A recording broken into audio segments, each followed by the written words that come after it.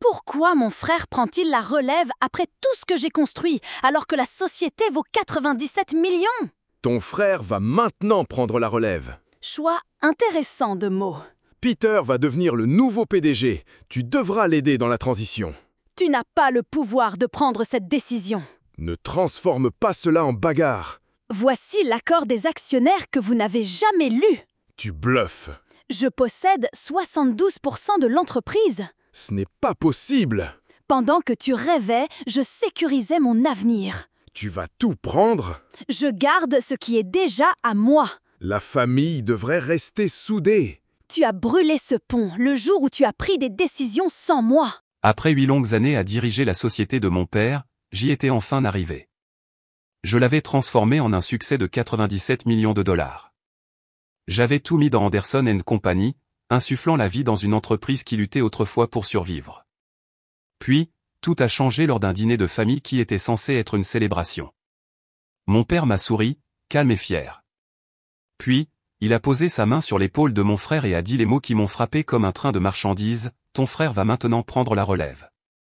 J'ai senti mon estomac se nouer, mais j'ai gardé mon visage impassible. Des années de pratique m'avaient appris à cacher la tempête intérieure. J'ai souri en retour, faisant semblant que ces mots ne venaient pas d'anéantir 8 années de travail de ma vie. La pièce bourdonnait de conversations, de verres qui tintent et de hochements de tête de félicitations. C'était censé être une soirée d'honneur pour ce que nous avions construit, pour ce que j'avais construit. Mais soudain, j'étais invisible. J'ai grandi en regardant mon père lutter pour maintenir Anderson & Company en vie, une modeste entreprise de logistique qui tenait à peine le coup au début. Il travaillait tard le soir, sautait les vacances en famille et se battait pour chaque contrat. Quand j'avais 26 ans, tout juste sorti de l'école de commerce, j'ai dû me battre juste pour être autorisé à aider. Mais une fois que je suis intervenu, j'ai tout transformé. J'ai pris cette petite entreprise régionale et l'ai transformée en une puissance nationale. J'ai obtenu des contrats de plusieurs millions de dollars, mis en œuvre une technologie de pointe et restructuré nos opérations de fond en comble. Et pourtant, rien de tout cela n'avait d'importance. Mon frère Peter, qui n'avait jamais montré d'intérêt réel pour l'entreprise, prenait maintenant la relève. Il avait passé les 7 dernières années à naviguer entre des entreprises sans conviction, toujours à la recherche de raccourcis et de gains rapides. La logistique ne l'intéressait pas, construire quelque chose ne l'intéressait jamais, mais le pouvoir, si. Alors que les applaudissements et les félicitations fusaient dans sa direction, il a baissé les yeux, faisant semblant d'être humble. Mais je savais mieux. Il avait attendu ce moment. Il avait bien joué son rôle. Le beau-fils, enfin prêt à porter le flambeau.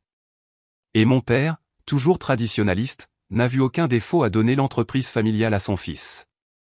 Après tout, à ses yeux, la contribution d'une fille était temporaire. Peu importe à quel point je travaillais dur, je n'étais jamais l'héritière, juste une personne de remplacement. Mais ce qu'il ne réalisait pas, c'est que je n'avais pas seulement construit une entreprise, j'avais construit ma position en elle. Alors qu'ils étaient bloqués dans leurs idées dépassées, j'avais discrètement sécurisé chaque partie de la fondation.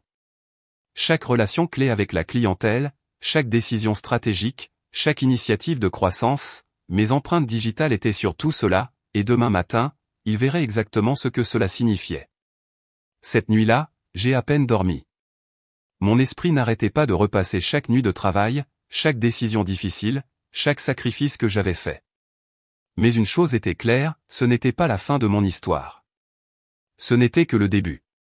J'avais tout donné à Anderson & Company, les soirées tardives, les anniversaires manqués, les amitiés et les relations qui n'ont pas pu survivre au poids de mon ambition.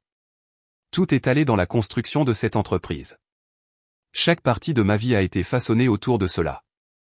Et maintenant, il s'attendait à ce que je me retire. Il m'avait sous-estimé. À 4 heures du matin, j'étais dans mon bureau à domicile, la lueur de mon ordinateur illuminant la pièce. Mes doigts ont couru sur le clavier. J'ai sorti les contrats, les documents des actionnaires, les accords des dirigeants, tout ce sur quoi j'avais discrètement travaillé au fil des ans. Personne ne connaissait cette entreprise mieux que moi. Ni mon père, ni certainement Peter. Peter pensait que ce serait une transition en douceur, que d'ici la semaine prochaine, son nom serait sur la porte du PDG et que son titre serait officiel. Mais pendant que mon père s'occupait d'assister à des événements publics et que Peter faisait semblant de se soucier de la logistique, je travaillais en coulisses sur quelque chose de beaucoup plus important, le contrôle. À 9 heures du matin, je suis entré au siège social d'Anderson & Company, comme je le faisais chaque matin depuis 8 ans. Les mêmes planchers polis, le même bourdonnement constant des téléphones qui sonnent et des gens qui tapent à la machine. Mais aujourd'hui, c'était différent. Aujourd'hui, ce n'était pas qu'un bureau. C'était un champ de bataille. La réception était silencieuse. Trop silencieuse. Des chuchotements avaient déjà commencé. La nouvelle de l'annonce de mon père lors du dîner s'était répandue rapidement. Certains employés détournaient le regard lorsque je passais, incertains de savoir où placer leur loyauté. D'autres se contentaient de hocher poliment la tête, évitant le contact visuel. Je n'ai pas ralenti. J'ai marché la tête haute, les talons claquant sur le sol en marbre. J'avais appris il y a longtemps à ne jamais les laisser me voir ébranler. Je suis entré dans mon bureau et j'ai discrètement fermé la porte derrière moi. J'avais exactement 12 minutes avant qu'ils n'arrivent, s'attendant à revendiquer leur nouveau rôle. Mon père, en tant que fondateur régnant une fois de plus, et Peter, en tant qu'héritier choisi. 12 minutes avant que leur plan ne s'effondre. Je me suis assise à mon bureau, j'ai pris une profonde inspiration et j'ai allumé mon ordinateur. L'écran s'est illuminé avec des fichiers confidentiels, des documents qu'ils n'avaient jamais pris la peine de regarder, des accords qu'ils pensaient sans importance, mais qui étaient importants. Un fichier se trouvait en haut, accord des actionnaires exécutifs. Je l'ai ouvert et j'ai attendu. À exactement 9 heures, il y a eu un coup sec à la porte. Je n'ai pas répondu. Elle s'est ouverte quand même. Mon père est entré le premier, calme et dominant. Derrière lui, Peter suivait, tout vêtu d'un costume bleu marine, l'air suffisant comme un prince sur le point d'être couronné. Sa confiance était répétée, tandis que celle de mon père venait naturellement, comme s'il croyait déjà que la couronne était à lui de donner. « Anna, » a dit mon père, d'un ton ferme mais poli. « Je suppose que tu es au courant de la transition qui a lieu aujourd'hui. » « Transition » ai-je répété, me penchant en arrière dans ma chaise. Choix intéressant de mots. « Oui, je suis au courant. »« Bien » a-t-il dit en hochant la tête, comme si tout se déroulait comme prévu. « Peter va prendre ses fonctions de nouveau PDG. Nous aurons besoin de toi pour l'aider à la passation de pouvoir. Assure-toi qu'il est pleinement opérationnel avant de t'éloigner officiellement. » J'ai haussé un sourcil. S'éloigner. Sa mâchoire s'est crispée. Il n'aimait pas être questionné. Il n'en avait pas l'habitude. « Anna » a-t-il dit, sa voix plus froide maintenant, ce n'est pas sujet à débat. La décision a été prise. J'ai souri lentement, calme et connaissante. Je suis au courant, papa, ai-je dit doucement. Le fait est que tu n'as pas le pouvoir de prendre cette décision. Peter a ricané en secouant la tête. Anna, allons. Ne transforme pas cela en une bagarre. Nous essayons de faire cela de la manière la plus simple. Je ne lui ai pas répondu. Au lieu de cela, j'ai pris la télécommande de mon bureau et j'ai appuyé sur un bouton. Le grand écran sur le mur s'est illuminé. Un document est apparu, en gras et en clair, accord des actionnaires exécutifs, le même que ni l'un ni l'autre n'avait jamais lu. Le même qui allait renverser tous leurs plans. J'avais examiné un ancien accord des actionnaires exécutifs signé le 22 septembre 2013. Les signataires étaient Anna Anderson, Lawrence Anderson, mon père et Peter Anderson. Alors que je jetais un coup d'œil à mon père, j'ai remarqué que son visage pâlissait légèrement. Je me suis tourné vers Peter. « Sais-tu seulement ce qu'est ce document » ai-je demandé. Il a croisé les bras et s'est agité inconfortablement. « Un accord des actionnaires » a-t-il deviné. J'ai hoché la tête. « Oui. » Et sais-tu ce qu'il dit ? J'ai tapé sur une clause spécifique. Ceci a été créé lors de la restructuration de l'entreprise. Il stipule clairement que toute décision importante, comme la nomination d'un nouveau PDG, doit être approuvée par tous les actionnaires majoritaires. J'ai croisé le regard de mon père. Et papa, je possède 72% de l'entreprise. La pièce est restée silencieuse. Le visage de mon père est devenu sévère. Ce n'est pas possible, a murmuré Peter et a fait un pas en avant pour mieux voir. Oh, c'est très possible, ai-je répondu calmement. Pendant que tu étais occupé à chasser des rêves de start-up et que papa jouait le rôle du patriarche de l'entreprise, je faisais autre chose. Je sécurisais mon avenir. Je me suis penché plus près. Tu te souviens quand tu as eu besoin de fonds pour une expansion en 2014, tu m'as donné 22% de tes actions pour cet investissement? Puis, en 2016, pendant la bataille juridique, tu m'as remis 14% supplémentaires en garantie. Tu ne les as jamais repris. Ajoute cela aux 31% que je possédais à l'origine. Et nous y sommes. Mon père a serré les mâchoires. Le visage de Peter est devenu pâle de panique. Tu bluffes, a-t-il grogné. Sans un mot, je lui ai tendu un deuxième document. Ceci est le dernier dépôt légal auprès de l'État. Vas-y, vérifie-le. Peter a attrapé le papier, le scannant rapidement. Son visage s'est vidé de toute couleur. Tu ne peux pas faire ça, a-t-il bégayé. Papa, dis-lui qu'elle ne peut pas faire ça. Mais mon père n'a rien dit. Il savait que je n'avais pas enfreint les règles. J'avais mieux joué le jeu. Je me suis levé lentement. Je ne te licencie pas, Peter, ai-je dit. Je ne voudrais pas te forcer à aller sur le vrai marché du travail, mais désormais, tu rendras compte à moi. Tu travailleras sous ma direction. Sinon, j'ai désigné la porte, tu es libre de partir. Peter a regardé notre père, implorant silencieusement de l'aide. Mais pour la première fois de sa vie, mon père n'avait pas de solution, car ce n'était plus son entreprise. C'était la mienne. Le silence dans mon bureau était lourd. Peter serrait toujours le papier, ses jointures blanches. Mon père se tenait à côté de lui, son expression impénétrable, mais je savais qu'il était en train de calculer, cherchant une issue. Il n'y en avait pas. Je m'étais préparé à ce moment, non pas par méchanceté, mais parce que j'avais appris que lorsque le pouvoir est en jeu, la loyauté n'est jamais garantie. Pour la première fois, mon père m'a regardé comme si j'étais une inconnue. Peut-être ne m'avait-il jamais vraiment connu. Alors c'est ça, a finalement dit Peter, la voix pleine d'amertume. Tu vas tout prendre? J'ai laissé échapper un rire sec. Tout prendre? Je me suis rapproché de Peter. J'ai construit cette entreprise. Chaque accord, chaque expansion, chaque innovation, c'est moi qui tenais tout ensemble. Pendant que tu as échoué dans les opportunités, j'ai maintenu cette entreprise en vie. Alors non, je ne prends rien. Je garde ce qui est déjà à moi. Le visage de Peter s'est tordu de colère, mais il n'avait aucune réplique. Et pire, il savait que j'avais raison. Son père aussi. Pendant des années, mon père avait cru que le nom de famille était plus important que les compétences. Que son fils hériterait de ce pourquoi j'avais travaillé. Il avait tort. Et maintenant, il faisait face aux conséquences. Tu fais une erreur, Anna, a-t-il dit finalement, la voix même, mais tendue. La famille devrait rester soudée. Veux-tu brûler ce pont? J'ai rencontré son regard sans ciller. Papa, ai-je dit doucement, tu as brûlé ce pont le jour où tu as pris des décisions sans moi. Ses lèvres se sont serrées en une ligne dure. Les affaires sont plus grandes qu'une seule personne. Nous pouvons trouver une solution qui fonctionne pour tout le monde. J'ai légèrement incliné la tête, faisant semblant de considérer. Je suis d'accord. C'est pourquoi je vous offre à tous les deux un choix. Je me suis tourné vers Peter en premier. Tu peux rester dans l'entreprise, ai-je dit, d'un ton calme et professionnel. Tu ne seras pas PDG. Tu serviras de conseiller. Tu auras un bon salaire, mais une autorité limitée. Et tu répondras à moi. Peter s'est raidi, mais n'a rien dit. Le message était clair. Le pouvoir avait basculé, et il ne reviendrait pas. Mais je ne me suis pas arrêté. J'ai continué. Tu peux t'en aller, ai-je dit calmement. J'achèterai tes actions à la valeur du marché. Prends l'argent, trouve une nouvelle entreprise et consacre ton énergie à autre chose. Mon père a ricané. Tu agis comme si tu avais toutes les cartes en main.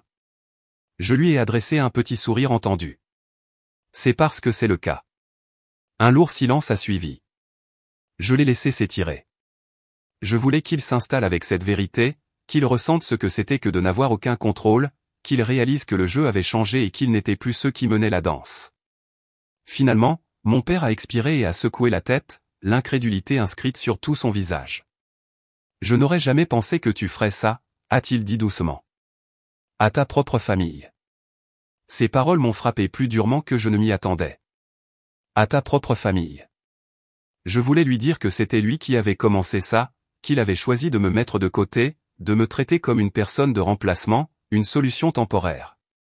Mais je ne l'ai pas dit, parce qu'au final, cela n'avait pas d'importance. Ce qui importait, c'est que je n'allais pas les laisser prendre ce que j'avais construit. Pas maintenant, jamais. Peter est sorti en trombe le premier. Bon débarras. Je savais exactement quelle serait sa prochaine étape. Il irait auprès de notre famille élargie, de vieux amis et de contacts d'affaires, racontant l'histoire pour se dépeindre comme la victime d'une trahison d'entreprise. Laissez-le faire. Je n'étais pas là pour gagner leur approbation. J'étais là pour assurer mon avenir. Mon père est resté un instant de plus, presque comme s'il s'attendait à ce que je change d'avis. Je ne l'ai pas fait, et quand il a été clair que je ne le ferais pas, il a fait un lent signe de tête. « Tu as changé » a-t-il dit doucement. J'ai rencontré son regard. « Non, papa. » Je me suis enfin arrêté de faire semblant. Puis il est parti aussi. J'ai expiré en me laissant retomber dans ma chaise. J'aurais dû me sentir victorieuse. Je m'étais battue pour ma place et j'avais gagné. Mais au lieu de cela, j'ai ressenti autre chose, une douleur silencieuse. Une partie de moi, aussi petite soit-elle, avait toujours voulu son approbation. J'avais passé des années à faire mes preuves, en espérant qu'un jour il me verrait. Mais la vérité, c'est qu'il ne l'avait jamais fait. Et maintenant, il n'avait pas le choix. Il ne voyait plus une fille. Il voyait le vrai moi, le dirigeant d'Anderson & Company. Je me suis tourné vers mon ordinateur. Mon attention a changé. J'avais passé 8 ans à construire cette entreprise. Maintenant, je passerai les 8 prochains à la rendre à l'épreuve des balles.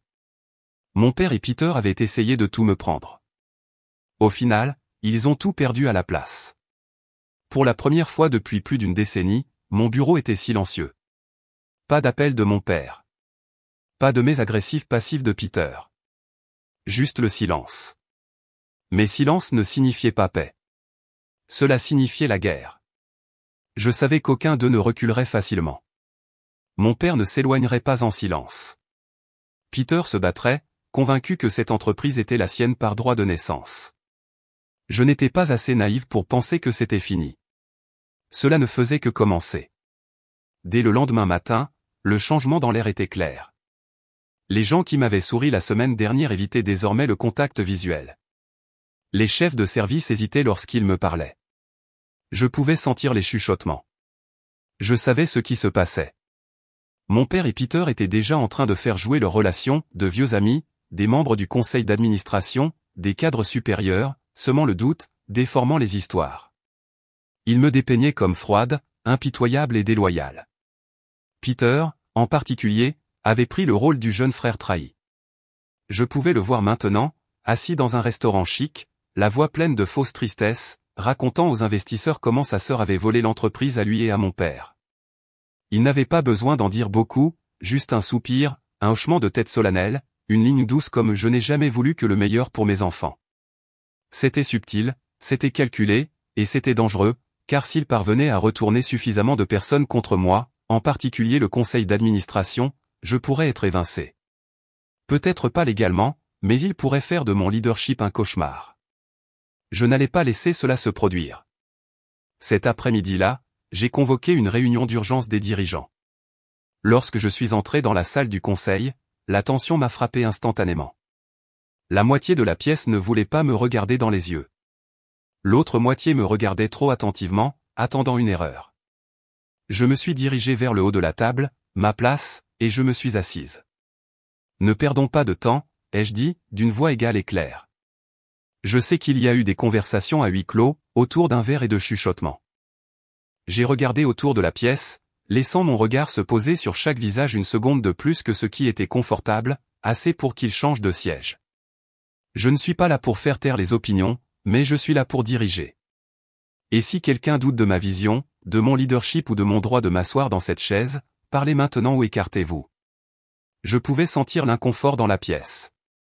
Certaines personnes se demandaient si j'avais ce qu'il fallait pour continuer à diriger cette entreprise. Quelques-uns ont changé de siège. Personne n'a dit un mot.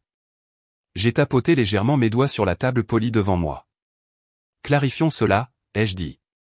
J'ai allumé l'écran derrière moi, sortant une présentation, des graphiques, des chiffres, des indicateurs de performance.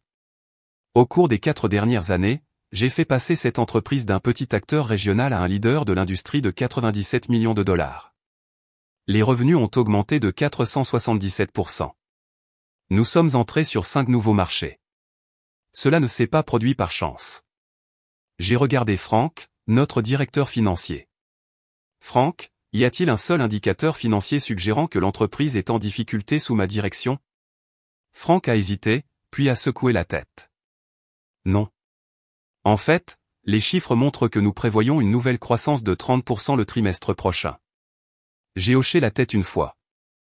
Alors, soyons honnêtes sur ce qui se passe ici. Je me suis légèrement penché en avant. Ma voix était ferme.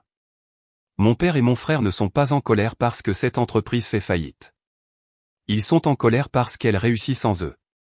Ils s'attendaient à ce que je me retire et que je confie le contrôle à Peter, quelles que soient ses qualifications, quels que soient les résultats. La pièce est restée silencieuse jusqu'à ce que je révèle la vérité suivante. Je sais aussi que certains d'entre vous ont été contactés au cours des 33 dernières heures. Des offres ont été faites, des faveurs, des incitations pour faire pression pour ma démission. J'ai laissé cela se régler. Si quelqu'un veut admettre ces conversations maintenant, c'est votre chance. D'autres regards gênés et hésitants. Puis, l'un des cadres supérieurs a finalement parlé. J'ai reçu un appel, a-t-il dit, en s'éclaircissant la gorge. De votre père, a-t-il dit. Il envisageait de faire appel au conseil d'administration. J'ai hoché la tête. Et vous a-t-il offert quelque chose en échange de votre soutien? Le cadre a fait une pause. Puis il a lentement hoché la tête. Oui. Voilà, ai-je dit, en me levant. Ne réécrivons pas l'histoire. Mon père a construit cette entreprise, et je le respecte. Mais je l'ai amené plus loin qu'il ne l'avait jamais imaginé. Je ne le laisserai pas tirer les ficelles de l'extérieur. J'ai laissé ma voix devenir froide, tranchante. S'il veut se battre, il se battra. J'ai rassemblé mes documents, m'arrêtant pour rencontrer les yeux de chaque dirigeant dans la salle. Si quelqu'un ici croit que mon père et mon frère devraient être aux commandes maintenant, il est temps de le dire. Personne n'a bougé. Personne n'a parlé. Bien, ai-je dit, et je suis sorti, la tête haute. Il ne s'agissait pas seulement de s'accrocher à ce que j'avais construit. Il s'agissait de faire en sorte qu'il sache qu'il ne le prendrait plus jamais. Cette nuit-là, j'ai passé un appel. Pas au conseil d'administration, pas à un investisseur, mais aux médias. Le lendemain matin, tous les principaux médias économiques portaient le même titre, Changement de pouvoir chez Anderson & Company. Anna Anderson manœuvre sa famille dans une bataille au conseil d'administration. J'avais fait mon geste. Maintenant, j'attendais le leur. Le lendemain matin, ma boîte de réception a explosé. Des emails, des appels manqués et des messages de journalistes, d'investisseurs et de membres du conseil d'administration. Certains m'ont apporté leur soutien. D'autres étaient prudents, mais la plupart d'entre eux posaient la même question, est-ce vrai?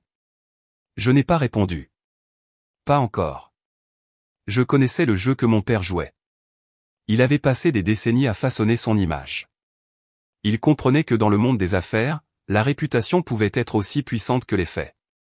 S'il ne pouvait pas me battre dans la salle du conseil, il essaierait de me détruire aux yeux du public. Et, bien sûr, à midi, la contre-attaque est arrivée, un communiqué de presse soigneusement rédigé, Anderson & Company a toujours été une entreprise familiale. Nous sommes attristés par les récents développements, mais nous restons attachés aux valeurs qui ont construit cette entreprise. Les changements de direction sont naturels, et nous espérons une transition en douceur. C'était subtil, mais je savais exactement ce qu'il était censé dire, Anna est téméraire. Anna est instable. Anna n'est pas une joueuse d'équipe. Je n'ai pas été surprise, mais j'étais furieuse. J'étais assise dans mon bureau, regardant les informations alors que les analystes disséquaient l'histoire. Anna Anderson est-elle trop agressive dans sa prise de contrôle? Son style de leadership va-t-il nuire à l'avenir de l'entreprise? Fait-elle face à une catastrophe en matière de relations publiques dont elle ne pourra pas se remettre? Il parlait comme si je regardais, comme si je ne planifiais pas déjà ma prochaine étape. Mais c'était le cas. Si mon père et Peter voulaient une guerre publique, j'étais prête à leur en donner une. Je n'ai pas publié de déclaration. Je n'ai pas organisé de conférence de presse. Au lieu de cela, j'ai passé un coup de fil discret à un vieil ami qui travaillait dans le journalisme d'investigation. J'ai quelque chose pour vous, ai-je dit. Mais il faudra faire vite. 1 heure plus tard, j'ai tout envoyé, des documents, des emails, des rapports financiers et des documents internes. C'était tout, la preuve du désordre qu'Anderson & Company cachait depuis des années. Des erreurs commises sous la direction de mon père. J'avais passé la dernière décennie à tout nettoyer en silence. Dans les 30 heures, l'histoire a été mise en ligne, derrière le rideau chez Anderson & Co., un héritage de dette et de dissimulation. L'article n'a pas mâché ses mots. Il a exposé les problèmes financiers cachés, a salué mon leadership pour les avoir corrigés et a clairement indiqué une chose, j'étais la raison pour laquelle cette entreprise était encore debout. Pas mon père, pas Peter, moi. Et comme ça, le récit a changé. Le conseil d'administration a cessé de douter. Les investisseurs ont cessé d'hésiter. Et mon père, il n'avait plus d'endroit où se cacher. 3 jours plus tard, il a finalement appelé. J'ai laissé sonner le téléphone 4 fois avant de répondre. Anna, a-t-il dit, la voix serrée, nous devons parler. Je me suis penché en arrière dans ma chaise. Devons-nous ? Il y a eu un silence, puis un soupir. Tu n'étais pas obligé de faire ça. J'ai laissé échapper un petit rire. Ni toi. Cette entreprise était censée être un héritage, a-t-il dit. Pour la famille, pour vous deux. J'ai senti une petite douleur aiguë dans ma poitrine. Une partie de moi avait aussi voulu cela autrefois. Mais plus maintenant. Papa, ai-je dit doucement, si tu voulais que je protège l'héritage, tu aurais dû me faire confiance. Au lieu de cela, tu essaies de me le prendre. Un autre long silence a suivi. Puis il a demandé lentement, presque à contre-cœur, qu'est-ce qui se passe maintenant ? J'ai repris ma respiration. Maintenant, je fais en sorte que tu n'aies plus jamais la chance de toucher à cette entreprise. La guerre était finie. Mon père avait perdu. Peter avait disparu. Et moi, j'avais gagné. Mais alors que j'étais assise dans mon bureau, regardant le ciel, il n'y avait aucune victoire dans ce que je ressentais. Pas de joie, pas de célébration, juste un vide silencieux. J'avais passé 8 ans à me battre pour Anderson & Company, à la faire grandir, à la protéger, à la transformer, et maintenant, elle était vraiment à moi. Mais le coup était plus lourd que je ne l'avais prévu, car, en cours de route, j'avais perdu autre chose, ma famille. Le lendemain, je suis entré au bureau comme si c'était n'importe quel autre matin. Mais tout avait changé. Les chuchotements avaient cessé. Les doutes s'étaient dissipés. Les gens ne me regardaient plus seulement comme la PDG. J'étais Anna Anderson, la femme qui avait pris le contrôle, qui avait devancé sa propre famille et qui en était sortie vainqueur. Certains me respectaient pour cela, certains me craignaient, et d'autres attendaient silencieusement que j'échoue. Je les ai laissés attendre. À midi, mon père et moi nous sommes rencontrés une dernière fois dans la salle de conférence. Il avait l'air fatigué, plus âgé, usé. C'était comme si tout ce qui s'était passé l'avait finalement rattrapé. J'ai attendu qu'il prenne la parole. Lorsqu'il l'a finalement fait, sa voix était plus calme que je ne l'avais jamais entendue. « Je prends ma retraite », a-t-il dit, avec effet immédiat. Je n'ai pas réagi. Je m'y attendais. Je vais vendre la plupart de mes actions, a-t-il continué. Je garderai une petite participation en tant qu'investisseur, mais je ne serai plus impliqué. Je l'ai étudié de près. Et Peter? Sa mâchoire s'est crispée. Il est parti, il a pris le rachat. Il ne reviendra pas. Je savais que cela finirait ainsi. Peter n'avait jamais été assez fort pour se tenir debout tout seul. Une fois qu'il a vu qu'il avait perdu, il a fait ce qu'il avait toujours fait, il a couru. Entendre cela dit à haute voix a fait bouger quelque chose en moi. Ce n'était pas du regret. Ce n'était pas de la culpabilité. C'était juste la fin. J'ai hoché la tête. Compris. Mon père a soupiré et s'est frotté les tempes, comme s'il avait mal à la tête. Puis, après une longue pause, il m'a regardé et a dit quelque chose auquel je ne m'attendais jamais. Je t'ai sous-estimé. Ce n'était pas des excuses, mais c'était quelque chose. Ce n'était pas des excuses, mais c'était ce que j'obtiendrais de plus proche. Et étrangement, j'ai réalisé que je n'en avais plus besoin. 1 mois plus tard, Anderson & Company avait l'air complètement différent. Les membres du conseil d'administration qui avaient soutenu mon père et Peter étaient partis. Les dirigeants qui avaient autrefois remis en question mon leadership ont été remplacés. L'entreprise avait toujours prospéré sous ma direction, mais maintenant elle était entièrement à moi. Et avec ce contrôle est venue une nouvelle direction. J'ai introduit des changements que mon père avait toujours rejetés. J'ai modernisé les systèmes qu'il qualifiait d'inutiles. Je me suis lancé dans des secteurs que la peur avait empêché de toucher. Je ne faisais pas que diriger, je transformais. En 8 mois, les bénéfices ont grimpé en flèche. En 1 an, nous avons dépassé la barre des 200 millions de dollars. Et pour la première fois, je ne me suis pas battu pour prouver que j'étais à ma place. Je construisais quelque chose que personne ne pourrait jamais me reprendre. 1 an après que tout se soit terminé, mon père et moi nous sommes rencontrés pour dîner. C'était la première fois que nous nous parlions depuis sa retraite. Il avait l'air différent, plus calme, pas vaincu, juste en paix. J'ai lu le dernier accord que tu as conclu, a-t-il dit en sirotant son verre. Bonne initiative, ai-je légèrement souri. Je sais. Une ombre de sourire a traversé son visage. Il n'y avait plus de tension entre nous. Plus de lutte de pouvoir, plus de guerre, juste la vérité silencieuse entre nous. Il avait essayé de me mettre de côté, et je lui avais prouvé qu'il avait tort. Il a levé son verre à Anderson & Company. Cette fois, quand j'ai teinté mon verre contre le sien, il n'y avait ni colère, ni amertume, juste la paix. Parce que j'avais déjà gagné et que je n'avais pas besoin de son approbation pour le savoir. Maintenant, alors que je suis assise dans mon bureau, regardant la ville où j'ai construit mon empire, je réfléchis à ce que ce voyage m'a appris. Parfois, la famille n'est pas ton allié, c'est ta concurrence. Que la loyauté est précieuse, mais jamais garantie. Que le pouvoir ne se transmet pas. Il se gagne, s'obtient, se prend. Et surtout, que la meilleure façon de prouver sa valeur n'est pas par leur validation. C'est en construisant quelque chose de si solide, de si indéniable qu'ils ne peuvent plus jamais vous négliger.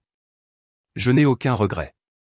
Anderson & Company est à moi maintenant, et je ferai en sorte que personne n'oublie jamais.